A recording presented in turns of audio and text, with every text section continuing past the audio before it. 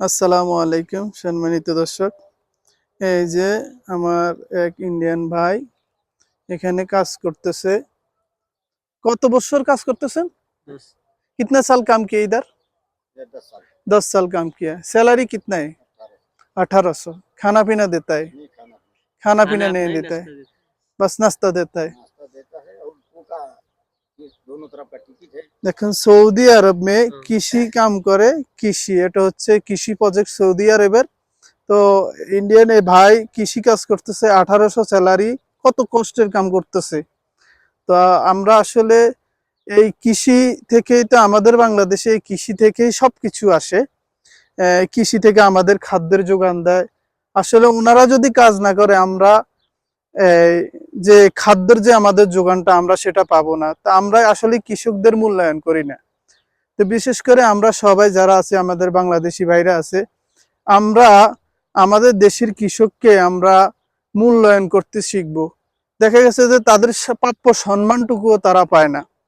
ঠিক আছে। तो भाई अभी कितना साल से घर पे जा रहे हैं आप? 2 साल में चला जाता है।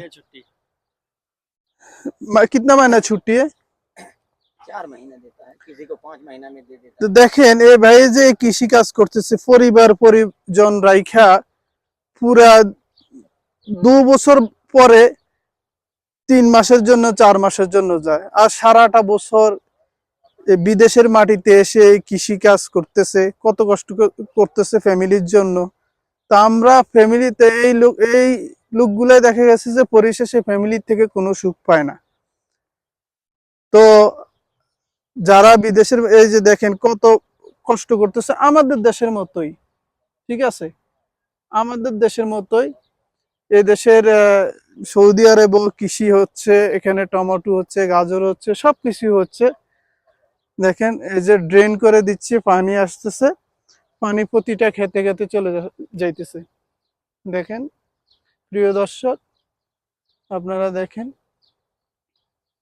তো সবাই আমাদের দেশের কৃষিকে মূল্যায়ন করতে শিখুন, কৃষিকে ভালোবাসুন, এবং যারা কৃষক আছে সবাইকে মর্যাদা দিবেন। ঠিক আছে, সবাইকে সম্মান দিবেন। কারণ কৃষি যদি না থাকে তাহলে আমাদের খাদ্যের যোগান আসবে না, এটাই বাস্তবতা। তো প্রিয় দর্শক, আজকের জন্য এখানে বিদায় নিলাম। আবার দেখা হবে অন্য একটা টপিক নিয়ে, অন্য একটা ভিডিও নিয়ে। আসসালামু আলাইকুম।